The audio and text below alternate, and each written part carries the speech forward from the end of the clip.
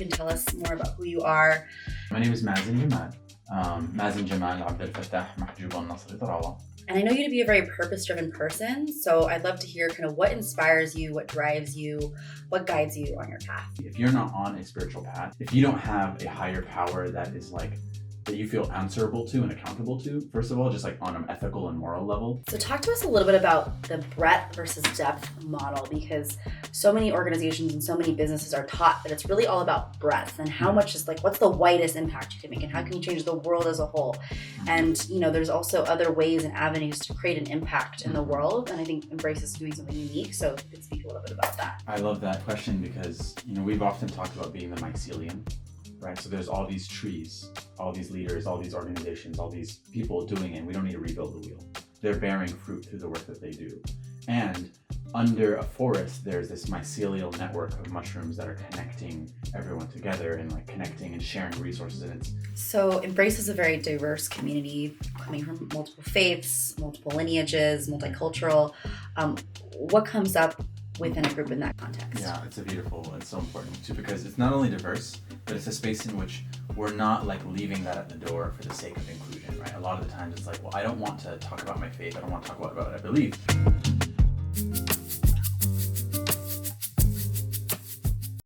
Forward to hearing more about your journey today. I thought we could start with just hearing a bit about you. You can tell us more about who you are.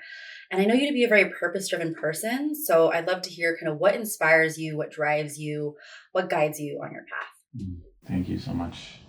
Grateful to get to be interviewed and get to talk a little bit about, you know, myself and also just what we've been learning together in this journey. My name is Mazin Jamal. Mazin Jamal Abdel Fattah Mahjoub al-Nasri Tarawa, son of Jamal Mahjoub, my father, and my mother, Majduleen Abdel Halim.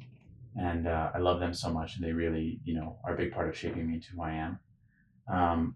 The other really primary aspect of my identity and like why I do what I do is I'm a Muslim, but I'm, you know, what that means is someone who's in submission to God. And so like what I seek to do and everything that I do is like be in service to God, be in submission to God. Like God is who I try to consider on a good day in everything that I do. And it's really beautiful because when I'm coming from that place, everything is possible, right? It's like one of my teachers, Sheikh Omar Badio, he says like, if you look at your hands and you ask, what can I do? Like there's just so little that's possible. But if I look to what can God do, right? And what is God doing through me and doing through us?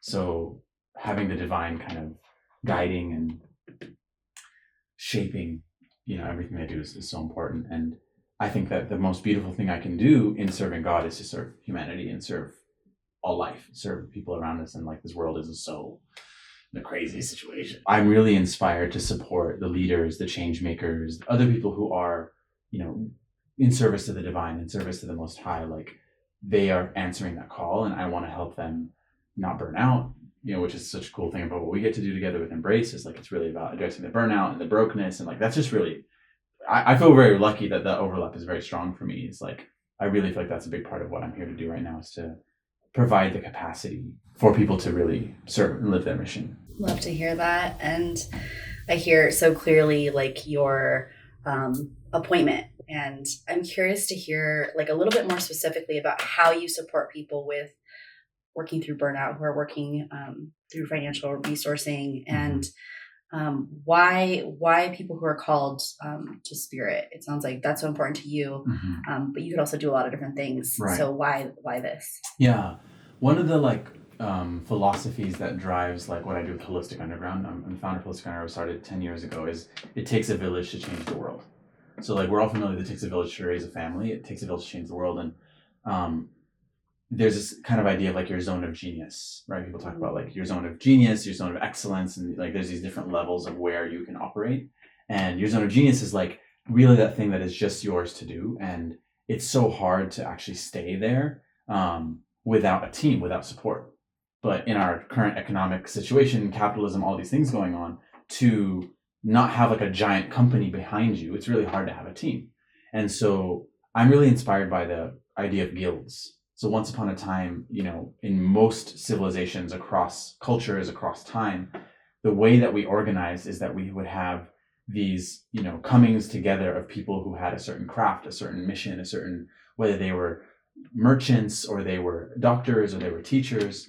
So I really seek to like create that modern day guild, that space where the leaders and the community change makers, they can have that team behind them. They can have, whether it be the media stuff, it's the financial support. We have fiscal sponsorships, so we help them with their money. We have capacity building. We have members of the guild who provide an assistant, members of the guild who provide branding, like yourself. And there's all these different pieces. So it's really building a community around people's purpose.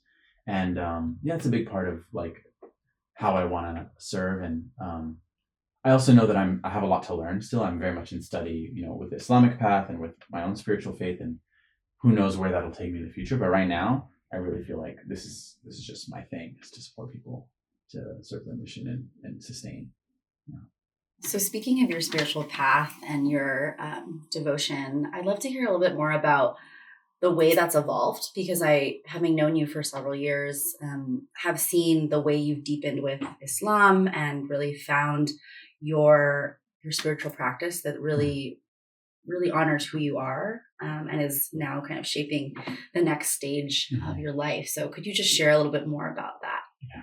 Alhamdulillah. Alhamdulillah. Hallelujah. It's praise, thanks and praise to God. I feel very grateful.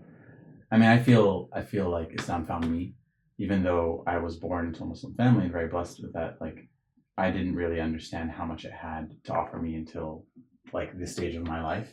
And I'm really glad, because it has made everything so much simpler in my life. I just feel like to have a code of conduct, to have a very clear lineage that I belong to, and the Prophet Muhammad being like a model to follow. So it's powerful because we've been in this very diverse spiritual community, and like very intentionally, like, okay, we have every different kind of, faith almost is represented in our community. And being in that space actually gave me the chance to like, okay, cool. Like, okay, this person believes that. And like, that's how they roll. And these are the practices. And that diversity actually just like helped me find, like, oh, wow, actually, I really like the way that Islam holds that. And like, that really makes sense for me. A big part of it too was getting married and like finding a partner. When we met, she wasn't Muslim, and I didn't even really talk to her about it much, but I just mentioned it like, yeah, I'm Muslim, it would be convenient if I married someone who's Muslim. I like go on a trip, come back, she's like, yeah, I'm Muslim now. I'm like, what? And she just had found, discovered it on her own. And so that journey together of like, moving towards partnership and marriage, like, and I was like, okay, well, now I want to be a good example, as someone who's entered into Islam. That really just like, I was like, oh, well, now I'm studying, like being in the Bay Area, like this very hyper liberal, and I was very much in the opposite extreme from what Islam stands for in so many ways. And I don't necessarily think that, I'm not here to, of course, say to other people how they should live their lives, but for me, what I found was that I thought I was free, and I was free to do whatever I wanted and eat whatever I wanted and drink whatever I wanted and do all these different things. And actually, like, this code of conduct, and like Islam means submission to God, it means submission or surrender, both, it's one and the same. And so I found that through submission, there's the most freedom for me. Through sobriety, for example, like I was a slave to all these addictions, right? Like whether it's stimulation or attention from women or drinking or whatever it is, these things that I was exposed to and were available, I was actually a slave to them. Things I was exposed to when I was a kid, things I shouldn't have been exposed to, and I just found so much freedom in that. And then that has just freed up all this energy. I got married, and, we're having a baby, like just this, I'm having this very traditional lifestyle with my wife, and I'm just not worried about so many things that I just spend so much time. Like, I was like, I don't even need to do half of these things anymore because I feel so fulfilled. So for me, it's amazing. It's working so well. I'm so grateful, and I love talking about it. I love being in. I love walking in and learning about Islam. So very, very grateful. So you mentioned feeling like you were liberated, but actually you were lost. Mm-hmm. And I imagine that there's a lot of people in the world, there's so much uncertainty, mm-hmm. and it's easy to feel lost and get mm-hmm. caught up in what's popular or, what you think you should do. Mm-hmm. I'm curious, how you found like the sense of true liberation in connection to spirit versus everything else that life has to offer. Like, why that? Yeah. What would you say to someone who is feeling that? It's actually a really important question, because a lot of the times people might wonder even with Embrace and what we're doing, it's like, okay, you're helping entrepreneurs, people who are in the movements, leaders, that makes sense because leadership is good, social change is good. but why does that spiritual aspect have to be there? Like, why is that a need that people have, especially people who are leaders? And there's a couple of layers for that. Like on the individual level, being the kind of leader that I need to be, or whoever needs to be for their community. If you're not on a spiritual path, if you don't have a higher power that is like, that you feel answerable to and accountable to, first of all, just like on an ethical and moral level, but also for that sense of growth, for that sense of meaning and purpose and direction, right? The blind can't lead the blind kind of old saying. Secondly is, I think, just kind of, we have to understand things in the context of capitalism and the system and the culture that we're in. So the best thing you can be for capitalism, for the society, is a consumer. And the best consumer and the easiest person to control is someone who is covered in addictions, just like completely led by their desires, has no sense of discipline, no sense of like higher code of ethics that they follow. Like you can just lead them anywhere, right? And so, especially as a leader, I feel like one of the most revolutionary things to be, and every single revolutionary change maker that the Nelson Mandelas and the Martin Luther Kings and the Angela Davises and all these, and the Maya Angelou's, people that we might look to, like they had a very strong spiritual practice. And that was what gave them the strength to. You look at our leaders, spiritual and movement leaders that we look up to, whether it's Nelson Mandela and Martin Luther King and every prophet that we know of, and Maya Angelou and Angela Davis, all of these people had a very strong spiritual practice, very strong spiritual path that they were on. And that's what gave them the courage and the strength to like look in the face of the empire and just be like, we're going to change things and we can do this. Like what would give Harriet Tubman the belief that she could do what she was doing? So I really pray that all of the leaders that we have in our world find that connection, find that connection to the divine, and that can guide them. And I hope that what we're doing with Embrace can support people to have a context and space where they can find that for themselves. So speaking of Embrace, I think it would be really interesting to hear from your vantage point. What is the origin story of Embrace? Like, how did it begin? Why did it begin? And then where is it today? Yeah, so gotta shout out Daryl Jones, DJ, who introduced us together. He was like, you guys need to work together. And I think all three of us were involved in some version of like movement work, and he at that time was really deep in like social justice and trying to make economic change. You were really focused on like community, you were leading women's circles and doing all these different things. And I was doing what I was doing. And so the three of us came together like, well, let's do something. And then we found Inertia, of course. And Inertia, we were like, we need another person, balance this out. So we found Inertia, and the four of us kind of cooked up this vision. And I think that Forest Party was a really key origin. So tell me a little bit more about what we're doing at Embrace now. Embrace has gone through also many transformations, but what is Embrace doing now, and why is it so relevant at this time? Right. So we talked about the need for a spiritual foundation, for leaders to be able to lead with integrity, for community to be able to grow in a good way. And I think really the big focus has been community for the last couple of years.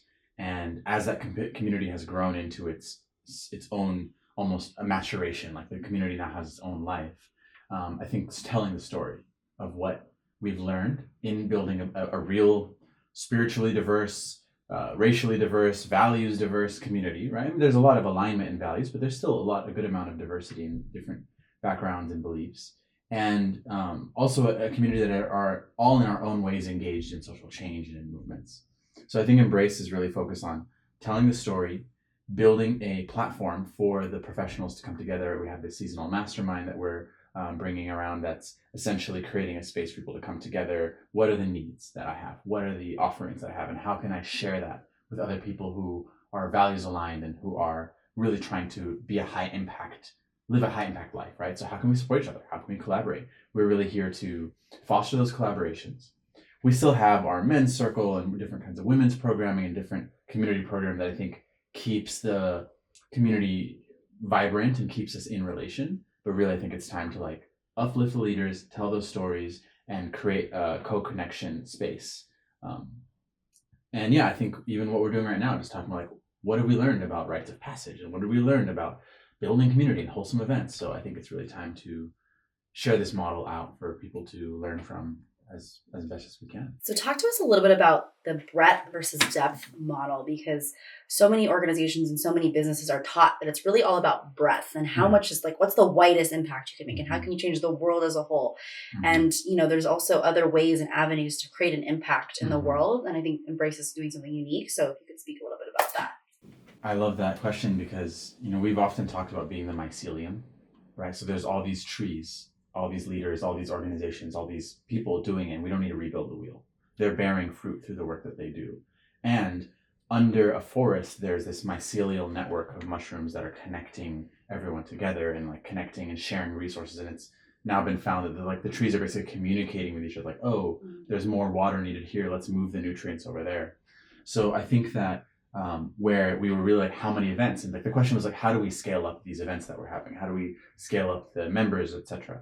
And I think what we've learned, and I think a lot of organizations go through this, is there are so many people who are doing so many events and they're doing so many things, and we started focusing on that group of 12, 13 leaders, right? And we were how can we really nourish these hand-selected group of people who are making a huge impact? And we had that session where we looked at the collaborations, there's hundreds of collaborations that have happened in 1 year through this group of 12, right? And then we did the research then go see how many people did each of them reach, and it was tens and tens. It's actually a few 100,000 people that are reached by the collective of those people. And I also noticed that all these initiations that are happening, all of these rites of passages that we're able to provide for the members of this group, it's you see each person leveling up in what they do, leveling up in their impact, leveling up in their mission, leveling up in their clarity and their capacity.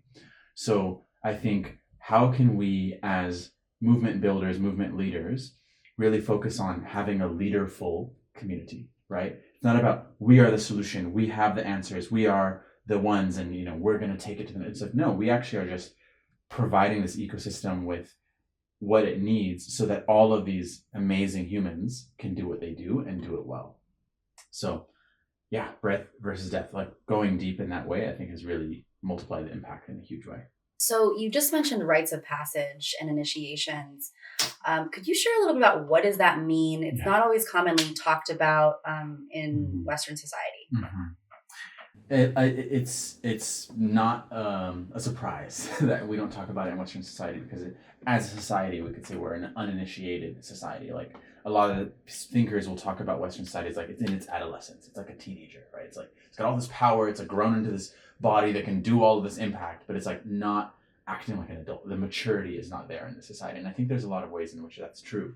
And really, rites of passage is about, for me, in my understanding and in the traditions that I've studied, it's shifting from one stage of life to the next, right? An intentional transition, maybe one that's witnessed by the community, and where you're taking and claiming this next level of who you're going to be. And a big part of it is about responsibility, right? It's about becoming an adult and becoming deeper into adulthood.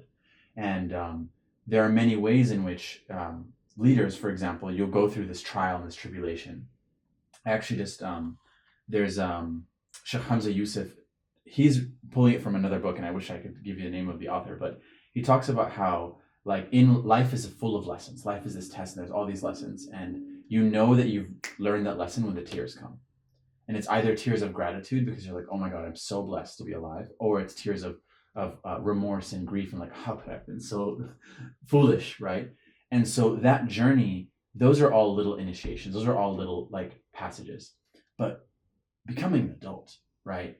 Becoming a father, which is the rites of passage. I got the rites of passage in my brother's circle, the men's circle of Embrace. They're we're going to take, Mazin, you're getting married. We know you want to be a father, and we have some feedback for you. And we have a process we want you to go through because we want you to have that opportunity to wake up. And so they created this whole beautiful context that I could, stand surrounded by my closest brothers who've been on this journey with me for years. And they're these are the ways that we see you need to grow. These are the shortcomings that we see in your character that we want you to improve upon. These are the blind spots that we see that you walk with. And I'm devastated, but I needed it, right? And it was so beautiful and such a gift to me. So I think that initiation serves the purpose of waking us up again and again and again. And our society is so designed to keep us asleep, so designed to keep us distracted, that it's more important now than ever that we come together and we help each other wake up again and again and again. Where Stay Woke maybe would have came from back in the day, right? So Yeah, that's the essential thing about initiation. I just want to say one other piece is what's special about what we're creating is that often initiations and rites exist in a particular culture. In a particular, it's like the quinceañera for the Latino culture, and the bat mitzvah and the bar mitzvah and the Jewish culture, and all these different. And so it has to live within that. But so many of our people these days don't have a specific lineage, and even within a specific lineage, there's multiple identities. So I think we're like, all right, this is like when they did my initiation, like Misha's like, all right, we're gonna pause 5 times a day and for Mazin to pray, and we're all gonna like meditate and pray together, right, during that time while he's praying.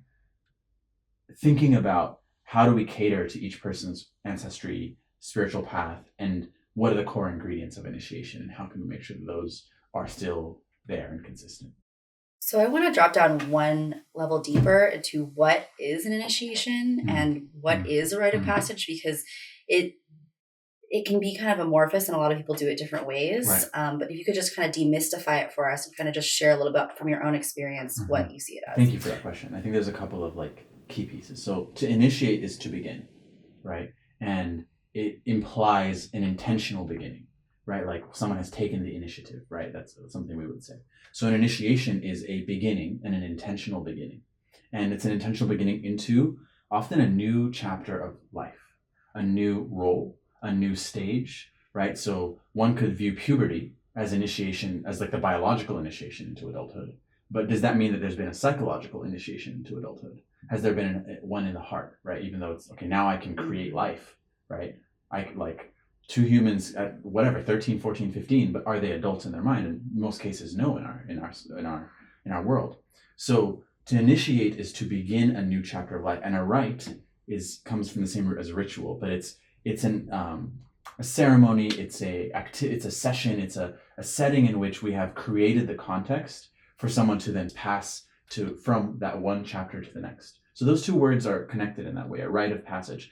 We are now ritualistically helping you pass into this next chapter of your life, and you are initiated into. The word initiation also comes from the tradition of you're an initiate, right? So if there's a particular path, maybe it's a monkhood or a priesthood or a spiritual order of some kind. To be an initiate is, okay, you have selected this path in life. You have chosen to step towards this role and this archetype. And so now you have now entered that. And just because you've been initiated doesn't mean you're done, right? But you are an initiate. And so now you're in that path and like, okay, this is who I am. So in day-to-day life, right, if you enter into a role of leadership, if you, whether that be as a parent, right, you just had a baby, now you're a mother, you're a father, you're an uncle, right, there can be a sense of needing to be initiated. Or it's like you've left a career, and like you saw this career path is no longer for you, like I'm going to be an artist now, or I'm going to be whatever it may be. But ultimately, the piece that I think is important is about claiming responsibility. And if we don't claim responsibility, being able to respond, then we are victims in life. And many of us have been oppressed and have been the victim of so many things. But no one is able to respond to our life besides us.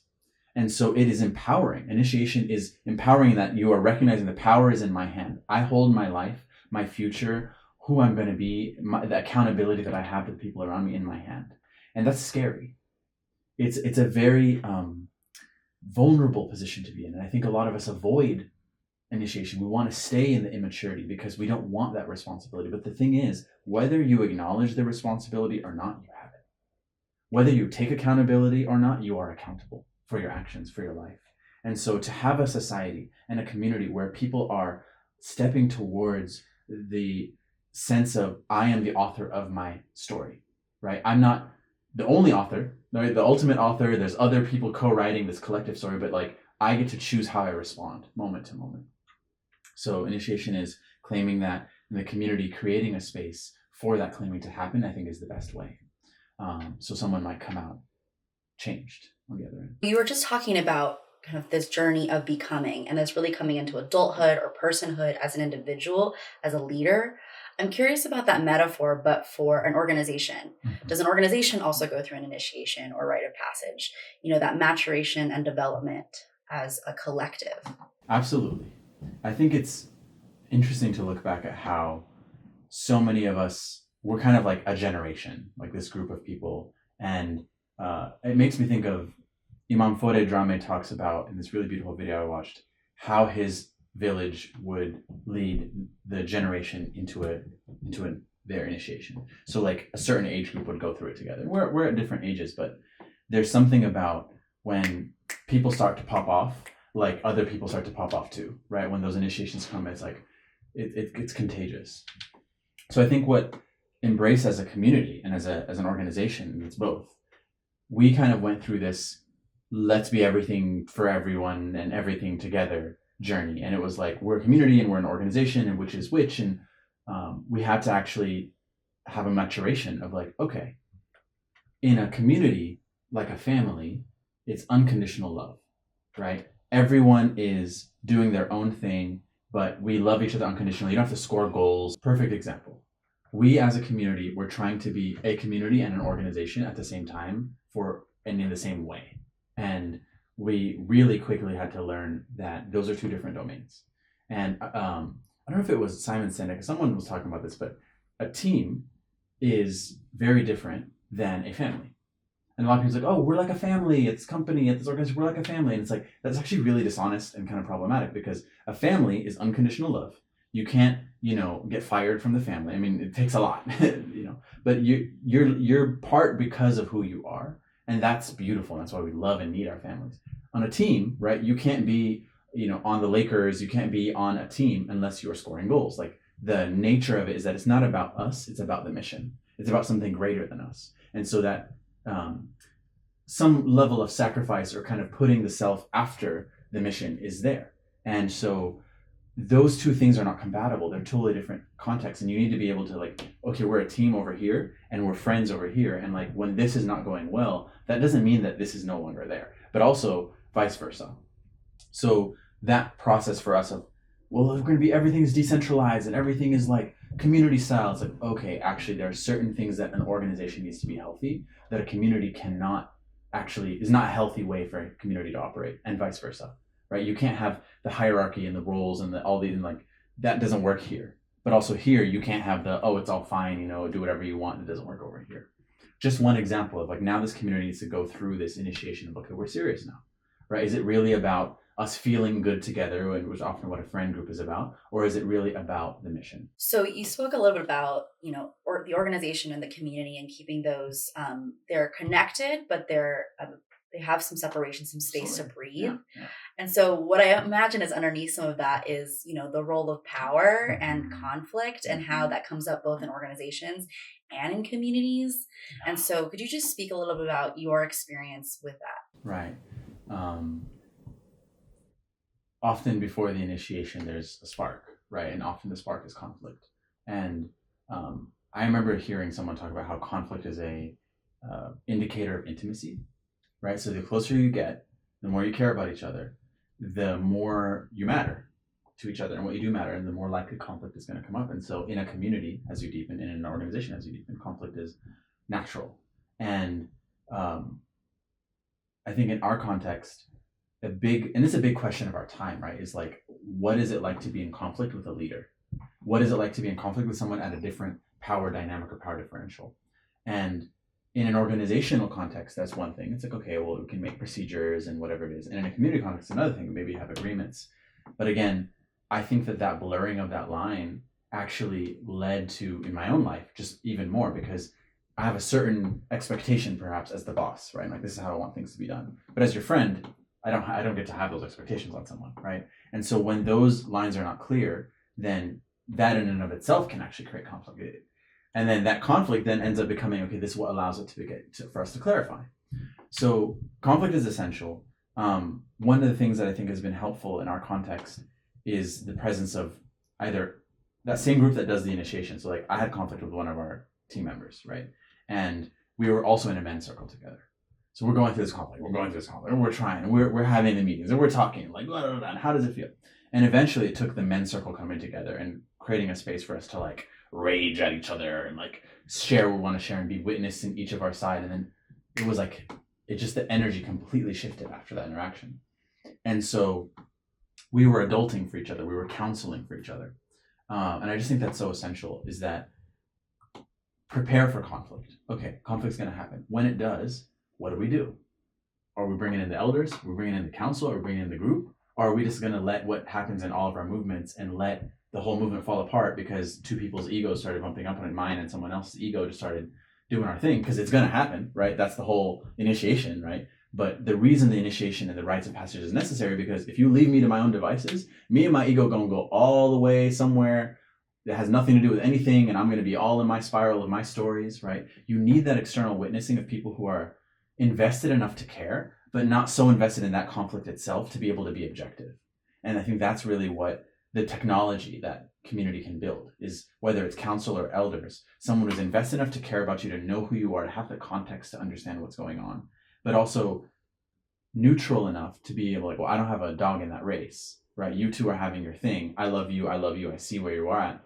I know you, Mazin, be doing this and that, and you're like this sometimes. And I know you be doing this and that and the other thing. So let me be able to be that mirror. And I think that's what eventually got us through and allowed us to get to this level where we're now clearer, stronger, and more aligned than we were before. So just one more follow-up question about this. Conflict is such, it's all over the news. It's being handled in pretty nasty ways, right? And then there's a lot of also conflict avoidance, where people push things under the rug, even within families. They never talk about it. Right. What I'm hearing from you is that conflict is something that can be of benefit, that it can be a sign of intimacy if you can move through it. What are some ways that people can approach conflict? It's a big thing, and it can be really sticky for a lot of people. Yeah. So how would you recommend other communities or other people who are on their paths to hold that?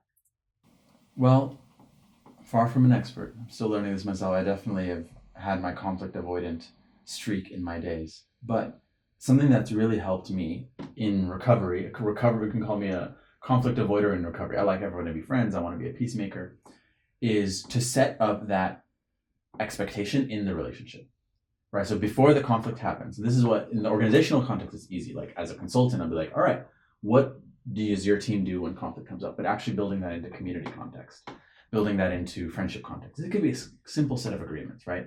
If conflict happens, this third person can, we'll go to this person, that'll be our arbitrator, right? That happened when we, had the roommates and the two roommates are fighting, and then the third person is like, all right, I'll be the third for that one. And also inviting that conversation of like, hey, I noticed there's been some tension between us. Like, I don't like that. It doesn't feel good. Like, I want to feel kind of close to it. You're my friend. And so can we just talk about it? Like, talk about how we've been feeling. Obviously, using I statements helps a lot rather than the blame game. Embracing the conflict as needed. I think even in our society, conflict gets avoided and avoided and avoided until it's war, And there's just so much. I'm not going to get all the way into it, but at least one thing I can say is like, we recognize that conflicts. What the UN is supposed to be, right? Is supposed to be a place where we can come and talk about those things. But again, so Embrace is a very diverse community coming from multiple faiths, multiple lineages, multicultural. What comes up within a group in that context? Yeah, it's so important too, because it's not only diverse, but it's a space in which we're not like leaving that at the door for the sake of inclusion, right? A lot of the times it's like, well, I don't want to talk about my faith. I don't want to talk about what I believe, because most likely I'm not going to agree with everyone. And so when we just avoid it, but again, we end up like disassociating from our spirituality, right? Which is like the opposite of what we need to do. So we need to be able to talk about it. And when we talk about it, we're going to disagree. And I think there's a few things. There's a skill of diplomacy that I think you build. And people who grew up in a diverse context may not even realize that they have that, right? That's just like something you had to learn as a kid. Like, well, my mommy said we believe in this. Well, my mommy said we believe in that. And you just as a kid, you're like, I guess people believe different things. But you grow up in a monoculture, it's just like, what? Right? You believe something else? Like the self can't be with that. So I think curiosity is just the key. Is like, what I want to know. Like, I've had conversations with every member of like our stewardship council and our leadership group. Like, what do you believe? Like, what is your faith? And like, what is important to you? And then that helps me navigate. Like, we want to pray together over this meal. And like, now I know the kind of prayer that works in the Venn diagram of like what we both believe, And so it's a beautiful thing to like learn about each other's faith, each other's culture. We're trying to create justice. We're trying to create healing. We're trying to change the world. But why? And like, to what end? that's a big question that I have to ask myself, and any organization that is involved in justice work or in healing work needs to ask itself. And so I like to view and understand justice as a form of healing, as a form of restoring integrity. Injustice is a wound. Injustice is a scar in the ancestral line. It's a scar in the history of a society, of a culture. And so conflict is the only way that we can actually unearth what needs to be unearthed, so we can do that, what we can call ancestral healing. And ancestral healing is really about, like, there are things that I'm still carrying from past generations. Epigenetically, it's in the culture, it's in our, it's in the family line. It's like why racism is a wound more than anything. I like to think of it as like it's an illness, right? That needs to be healed. Sexism, all of these different things are illnesses. And so when that conflict occurs in that context of intimacy, because you have to be a certain level of intimacy with someone to be in conflict. It's actually a very intimate thing to be with someone, is fighting, right? Whether it's physically, you're like all up in each other's space, or emotionally. So community creates the context in which that conflict that needs to occur for that ancestral healing to happen, it makes it all possible. And the spiritual foundation, and having the presence of our elders and having the council that can hold that sacred space that we need to be able to enter into that space and come out healed rather than come out re-traumatized, re-wounded. Because that's the other thing that happens, is that we are in these interactions, we're intimate, just being in community, being neighbors, but we don't have the context in which healing can happen. So the conflict just deepens the wound and deepens the wound. I think that's what we're seeing all around us. So my prayer is that we can create beloved community, create a context in which we're really coming close together and creating safety, so we can do that healing, which is often going to look like conflict and then resolution, and conflict and resolution. And trauma it gets resolved, like you're resolving that recurring wound or pain or whatever it is. So creating spiritual diversity and racial diversity, all of that is necessary, because we have racial divides, we have spiritual divides. So yeah, that's my prayer, is that we can create the spaces we need to do the healing we need to do.